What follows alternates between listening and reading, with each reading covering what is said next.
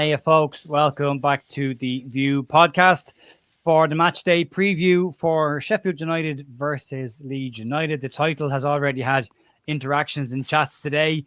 Is it a season defining game, or is it just another game in the quest to get back to the Premier League? Delighted, as always, to be joined by Andrew Stats Dalton to have a chat about what we're coming up against on Monday night. We're a little bit early this week, but that's okay because it gives us time to get more stuff done before the weekend.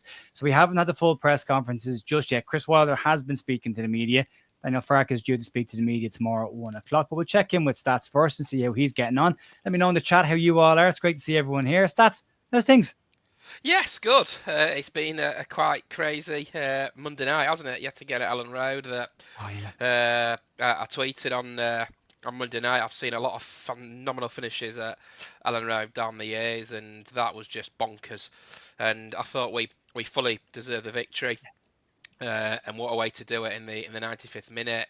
The scenes were quite reminiscent of the Leicester City game, sort of this time last year on the Friday night.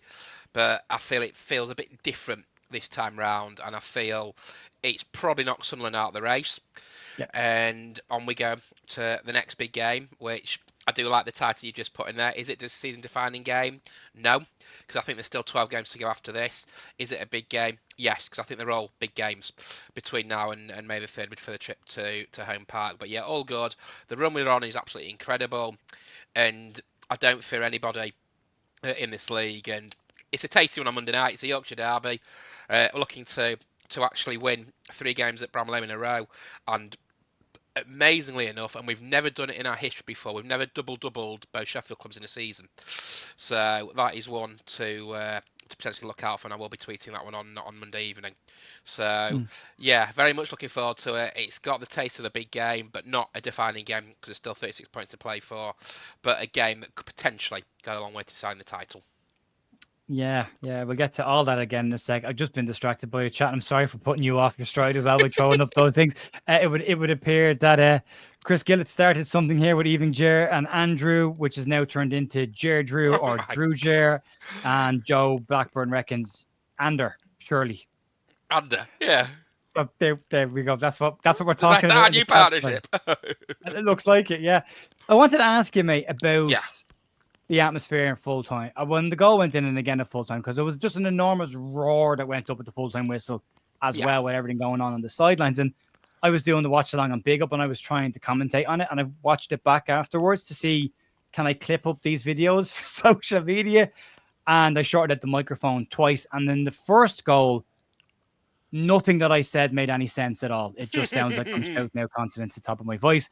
And the second one went in, I lost my mind and nearly fell off my chair. How did you handle that situation commentating for the Hospitals? It was quite bonkers in a way.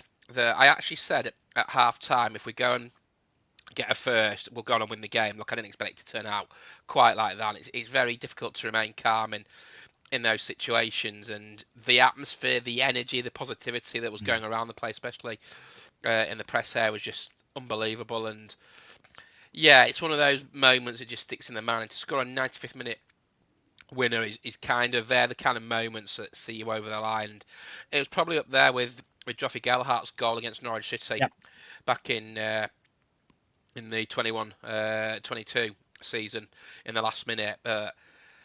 Yeah, I don't think many fans got much sleep on Monday night. I was back in work at 7 o'clock Tuesday morning, absolutely knackered, but it's the adrenaline that pulls you through, and there feels like a real togetherness around the place, from everybody that works at the club to the players on the pitch to everybody, and I think that is showing in the team performances and just an incredible atmosphere.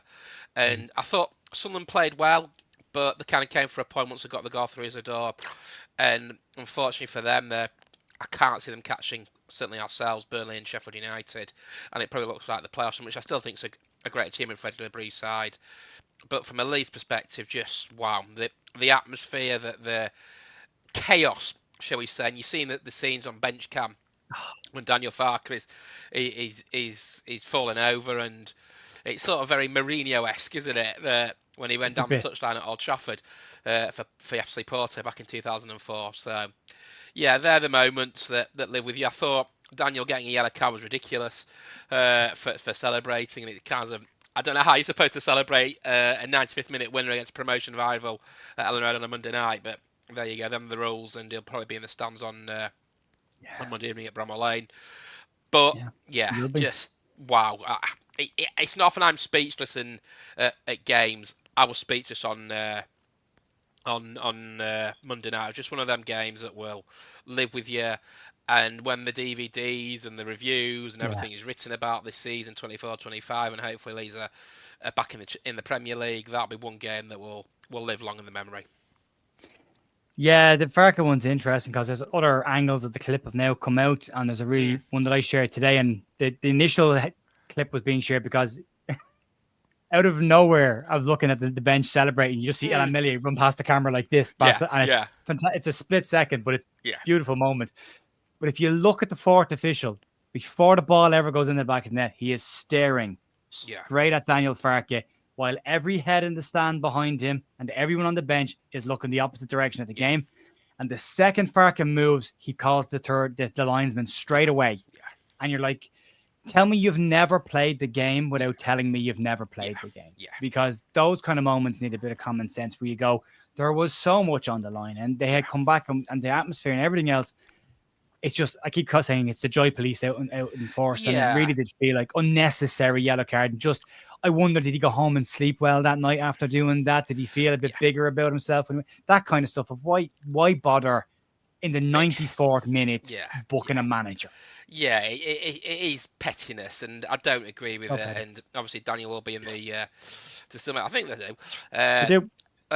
We'll be in the stands on Monday night, but it's now up to the coaching staff and the players, I'm sure, which will do the job on Monday evening. It's bizarre. It's ridiculous. It's absolutely ridiculous. And I can understand it if he said something out of turn and used choice language, but he didn't. He was celebrating, and there's a wonderful clip of him and Joshua Girvogi who's like holding on to Daniel Farke, which is absolutely brilliant. And that's what it's all about. And this is why you're in football, for these moments in the 95th minute of a game that Leeds just went at it against Sunderland, and it looked like it was going to end in a draw. And it's also the fact that he brought two subs on in Jay Rothwell and Pascal Strauch, and they had a hand in both goals. And if you can't celebrate a 95th minute winner live on TV on a Monday night in front of 36,000 fans, what can you do? What are we doing? What are we doing here? What are we doing here? Yeah. You know, I completely agree. God, look, I'm a passion merchant. I've always have been. Yeah. But I've been on the sidelines with teams in the middle of a season when we weren't going to win anything. And we scored. I had a player who scored a hat-trick for a club called Ratote that I managed for a bit. And he scored his hat-trick, came tearing over to the sideline. I was fully on top of the whole pile of players at that stage because it was a great moment. Fun. It's part of the spectacle. And if you can't celebrate, what can you do? What are we doing here? Yeah, interesting point. Why didn't he book Joshua? The entire bench did the exact same as Daniel Farke, but he decided that, But look, it is what it is. And I think Leeds probably have enough stats in the stands to be able to cope without Farke. They say he can talk to the players before the game. Yeah. He can go into the dressing room at half-time, and he can talk to the players at full-time as well, and he can talk to the match officials in any of those three circumstances. Yeah. But he won't be allowed to communicate with the bench from the stands. How is he not allowed to communicate? Oh, I didn't know that.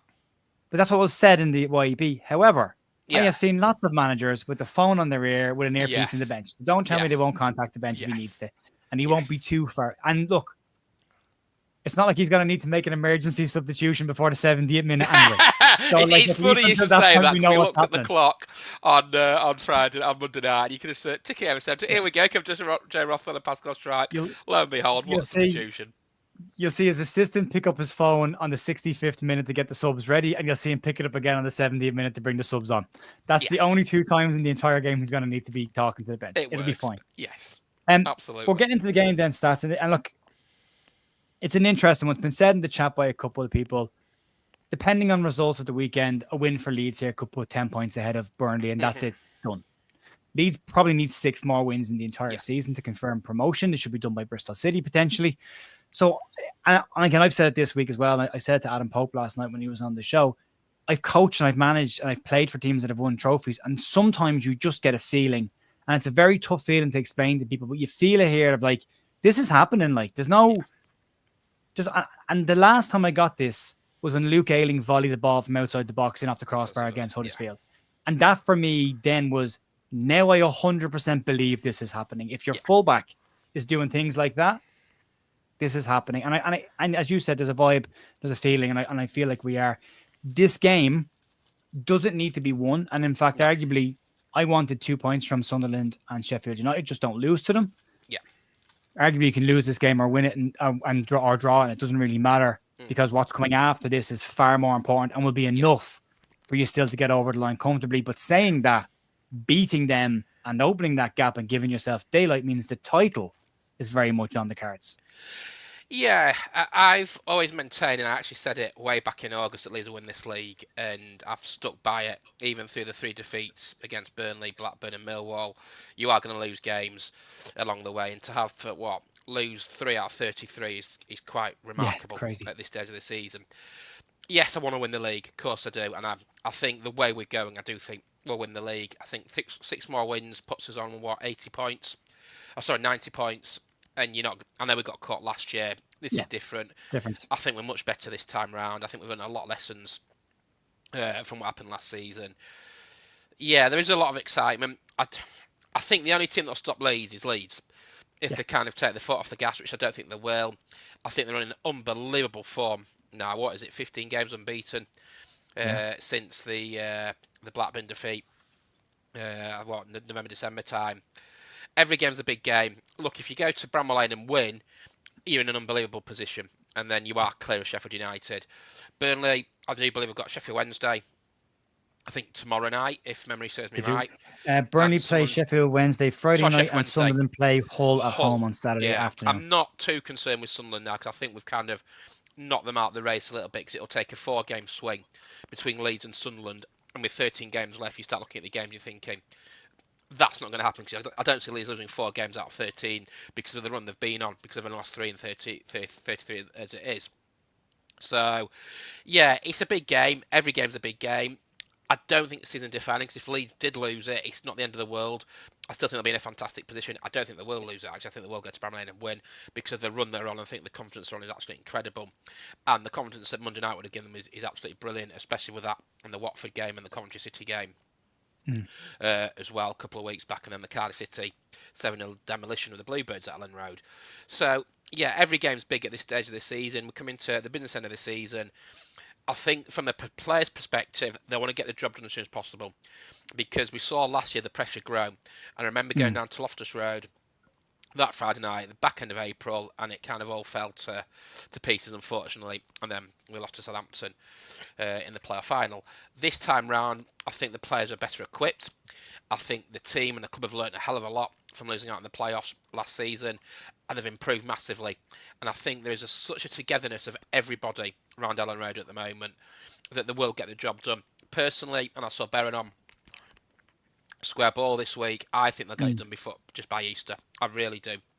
The run they're on is just ridiculous, and they just feel better than last season. I know we lost Gray, Somerville and Rutter last season, but the job that everyone else has done, Brendan Anderson, for example, has come in. Jaden Burgles looks absolutely brilliant. Mano Solomon has been absolutely phenomenal. Dan James, probably the player of the season for me. We're getting goals from all around the pitch.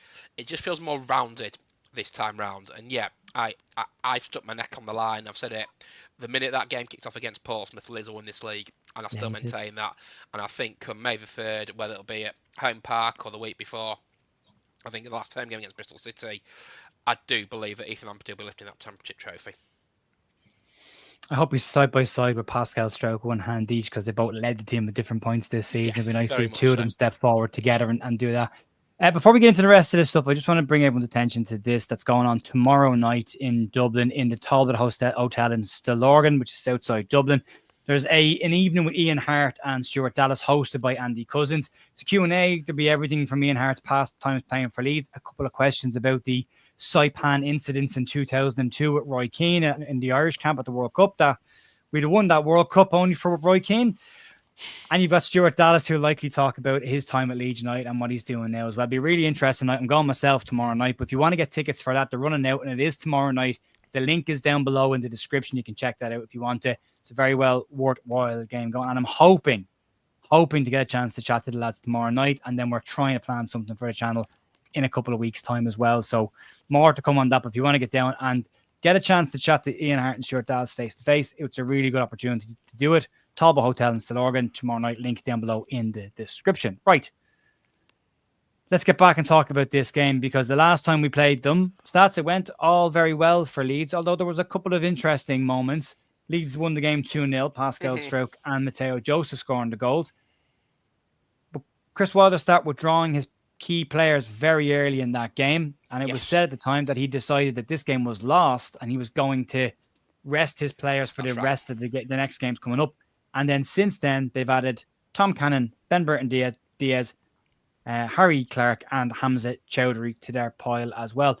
So it's not the same team that's coming. He's also likely to have Gus Hamer, Kiefer Moore and Tom Cannon back, who were arrested last week with a couple of issues, and Kiefer Moore coming back from a hernia op. But he's likely to have a full squad. And the big factor in this one, stats, for me, is the bench for both sides. Yeah. Look, I watched Sheffield United get demolished by Hull City the other week. They're not unbeatable at Bramall Lane. Leeds will have an opportunity, and Leeds will create chances there. It's a different type of squad that Chris Wilder's molded together, and I think he realised that they were getting a lot of injuries during the season, and they've had a lot of injuries at the moment. They've improved the squad by Burton Diaz and Tom Cannon and Hamza Chowdhury, to name but three. But it's another chance for Leeds to go there. They keep putting out these statement victories to Leeds United, Cardiff City 7-0, winning at Coventry, being unbeaten, winning at Watford quite convincingly, and then winning in the 95th minute against Sunderland on Monday night. They're on an unbelievable run of Leeds. And Leeds will go there full of confidence and knowing if they get the job done on Monday night, they are in an incredible position to be on 75 points after 35 games. Will be absolutely bonkers.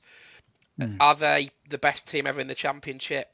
At the moment, I think the record goes to Reading in 2005-06, and the stats kind of prove that. When you get 106 points, it's very difficult to disprove that. Look, if Leeds win every game, they're going to get 111 points, which will be a new club record, will be a new Championship record. Thanks, Joe. It'll be a new Football League record as well after 46 games. So I'd love to get to 100 points. This club has never got, I think 93 points was the record I think they got in 2019-2020. So that is one. If 96, 98 potential now, isn't it? 96 is definitely on.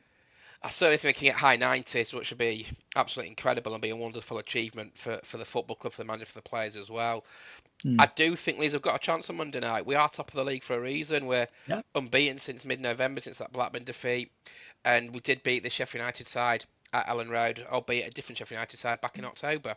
So, I don't see a reason why Leeds can't get a positive result on Monday evening. And if they do that, obviously depending on what Burnley do against Sheffield Wednesday, look, we're still going to keep an eye on Burnley, because all it takes is a couple of bad results for Leeds, which I don't see happening. But you look after the fixtures after Sheffield United, look, I don't want to be disrespectful, but they're against the bottom half of the league. After West Brom, should I say? I think they go to Portsmouth, QPR as well, Millwall, to come back to Ellen Road in mid-March. And if you're going into that international break in April, which kind of kiboshed it a bit last season, if you're on an international break on 80-odd points, you're in a wonderful position. And then it really is up to Leeds to lose. And you can come back on that international break in April, end of March, beginning of April, knowing that if you get a couple more wins, you've got 2 feet in the Premier League, and then you can start preparing for next season, which I'm sure the 49ers and the board will already have one eye on, hopefully being a Premier League club come May the 3rd. Yeah, we won't get into the 49ers Rangers stuff. It was in the news today. So if you want the detail on that, it's in the news. It seems to be more of a Parag Marathi and some other investors rather than what we've got currently at Leeds. And the Angus Kinnear stuff I'll cover in the morning in the news, because I want to make sure we've got all of the information by the time that comes around tomorrow morning to talk about it. So we'll leave it for now. A couple of real quick super chats. Thanks to Free Fallen for the super chat, and Abdul Rahman Al Khalifa, thank you for your super chat as well, saying hello, Jer and friends. We are a much stronger team this season. All we need is luck with injuries, and I predict home games against Preston is the game when we are promoted as champions, maybe 2 weeks later. Yeah, I'm thinking Bristol City myself. I'm kind of looking at flights. I'm backing on that one. So hopefully, but let's not. I love them to do at Ellen Road, because I think if you look at it 5 years ago with the COVID situation, we didn't know what was right, what was wrong to do, and only Leeds could go up in COVID times, and It would have been amazing to be at Ellen Road at that particular juncture, but Yeah. they've got an opportunity to repeat itself. I do believe they probably will get to 100 points, which is absolutely crazy. In Yeah. my lifetime, never obviously seen Leeds get higher than 93 points. Would be absolutely incredible. The goal difference is mental. The goal Nuts. scored is mental. Daniel Farke's record is he's crazy. And funnily enough, the Preston game will be his 100th game in charge as Oh, well. wow. So will be a brilliant celebration, and we'll Never party seen that. into the night. And Yeah. yeah, it's exciting. It's exciting. It's great to watch. And yeah, all I can say is bring it on. Bring on the Blades on Monday evening in front of a live TV audience, and it's a Yorkshire derby. We've got a great record in Yorkshire derbies this season. Bring it on. I- Let's see where we are, and hopefully come 10 o'clock on Monday night, we're all smiling going to work on Tuesday morning. Fingers crossed. Fingers crossed. Uh, Yeah. I was going to say it's a record-breaking season at the moment. Stats across yeah, the board. Most goals scored in the yeah, season. Best defensive record in the club's history mental. at this point. I mean, I've been critical of Daniel Farke's style Mm, of play at certain mm, points throughout this season. I keep saying the same thing. You can respect the job he's doing without loving the football, but the football they're playing right now is pretty lovable. yeah, But to see where we are, the points total we're on, the numbers that we're bringing in, we're 15 points ahead of Bielsa's promotion mental winning that. season. Yeah, And there are some people that still want to fire the manager. So that kind of stuff is always crazy to me. But we've got a good opportunity stats. Currently, we're 2 points better off than Sheffield United. We're on 72. They're on 70. Then there's a 7-point gap to Burnley in third. And then there's a yeah, 10-point gap to Sunderland. Now, if Leeds were to draw this yeah, game, it yeah. obviously opens the door for the other two to close the gap slightly on us, depending on their results. If Leeds were to lose, it gives them a better opportunity. Yes. Burnley will play Sheffield Wednesday, Friday night, which is not necessarily an easy game. A draw there would be a fantastic result if they just keep drawing the rest of their games. Yeah. And as I said, Sunderland play Hull at home on Saturday, and Hull can be a funny team to play against as well. Hopefully, Joffrey can do us a bit of a favour. Why is your head at coming into the game, Stats? Do you think just don't lose it, or do you think we've got enough to go and win this game? I think the mentality of the players is just go and win the game. And they're playing without fear. They're going right to the bitter end. They're never beaten. And they will see it as an opportunity that they can go and get 3 points at Bramall Lane. And if you win that, you're 5 clear of Sheffield United. Look, that's not a lot in layman's terms, and it's only a 2-game swing. But it's an asking Sheffield United to win 2 more games than Leeds in the last 12. I was going to say, it means you can have a blip one week and still be okay. And there's a big game, I think, over Easter time when Sheffield United play Burnley. Yeah. I don't know if that's at Turf Moor or Bramall Lane off the top of my head. But Leeds could be over the hill and far away by then. And the fixtures are kind of aligning the way that Leeds want it. And they've got a favourable run in. And again, that's not being disrespectful to any team. Nope. It's more a fact that they're playing the teams at the bottom half of the table. And it's all very positive. Look, they go to Portsmouth, still got to go to Luton, who are in the bottom 4 at the moment, and they're a bit of a mess. They also go to QPR in March time. We've got bad memories of Loftus Road last season, but they want to put that right. And there just seems to be something a bit different, a real feel-good factor. Yeah. The vibe is so positive around the football club at the moment, and you talk to people around there, it's just absolutely brilliant. And I can see Leeds going to Bramall Lane and winning. Their away form since a defeat at Blackburn is ridiculous, and they haven't lost an away game this year. The only game they have lost this year was a second string team at home to Mull in the FA Cup, which, to be honest with you, we weren't too concerned about, and we said that at the time, didn't we? That as long as you go and win at Watford, you'll do the job. And you look at the past 2 away victories. Coventry, the one at ease, and the Pro could have scored 4 or 5. Watford, they were home and hosed at half time, 3-0 up, which was absolutely incredible. So yeah, I don't see why they can't go to Bramall Lane, put a performance on, get the double over Sheffield United, and job done, and sitting pretty at the top of that table on 75 points on Monday evening. And you'd be glad to know that the Sheffield United Burnley game is in Turf Moor. Oh, so is it? Burnley 0-0 then. Home, so 0-0 all over that one, yeah. Yes. All right then. There's not a huge amount more to talk about. Team news-wise, as I say, they've got Gus Hamer's expected to be back, Kiefer Moore and Tom Cannon.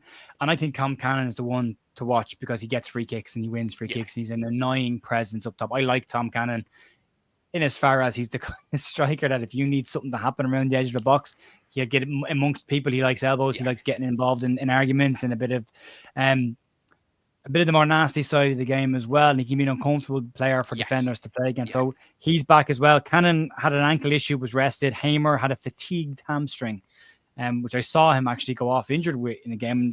That could be one to keep an eye on. And Kiefer Moore returning from a hernia surgery that, unlike Leeds players, didn't take 9 months to heal from. He's back pretty quickly. Leeds perspective, Pat Bamford is back in full team training next week, and Max Ferber knee injury. Also, the Bamford stuff, by the way, there's all the trampoline pictures went around and people calling him out. And I thought it was really interesting. So I spoke to a physio friend of mine and she put me onto a couple of different articles online. And apparently, trampolining is very good rehab for a hamstring as long as you're not doing backflips. It's very Don't so there you go. Yeah, you know, that's interesting. Was that definitely Patrick Bamford?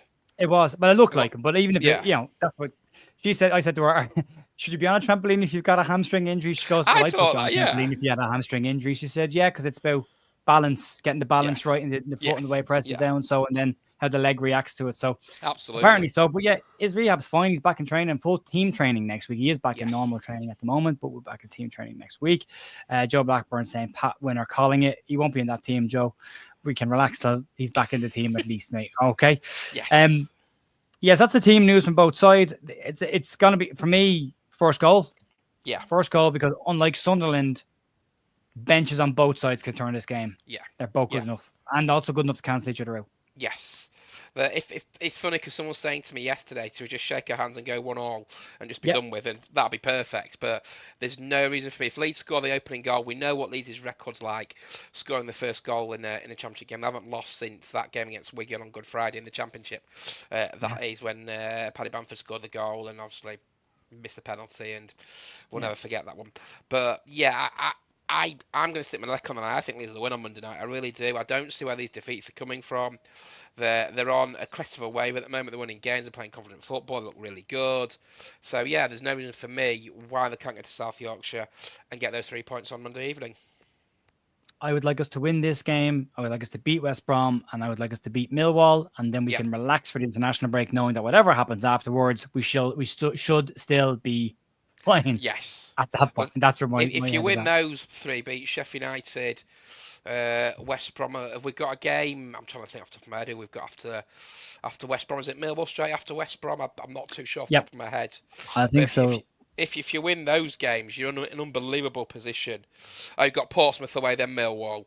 And if you win those next 4 games, you're on, 84 points. You're not going to get caught. You're really not going to get caught.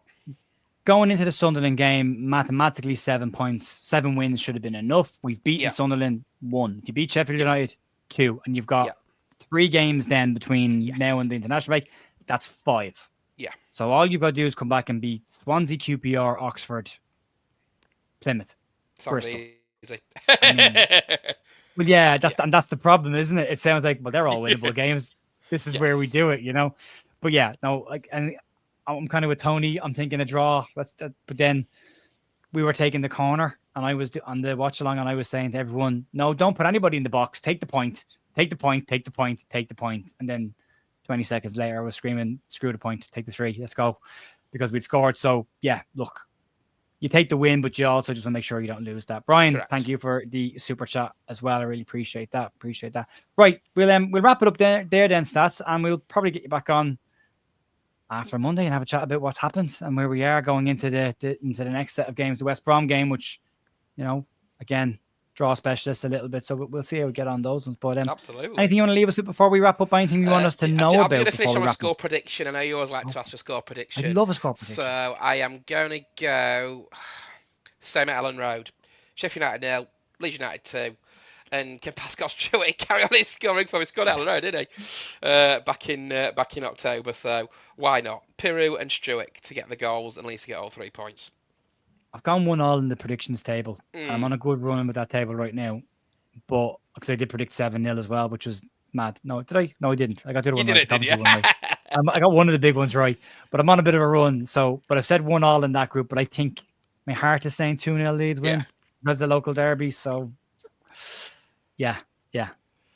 Even Chris Wilde thought the Farke yellow card was stupid, but he would because he likes to have a chat as well at referees and celebrate. But yeah, it could be a Leedsy 2-1. We'll find out, folks. Listen, massive thanks as always. for supporting the channel and watching what we're doing. The news is out from today. If you want the details on the 49er stuff, as well as every striker and their mother being linked with a move to Leeds United, you can check that out in today's news. The details will be on that down on the channel stats. Big thank you, mate. Talk to you soon. Thank you. See you, folks. Too. Bye.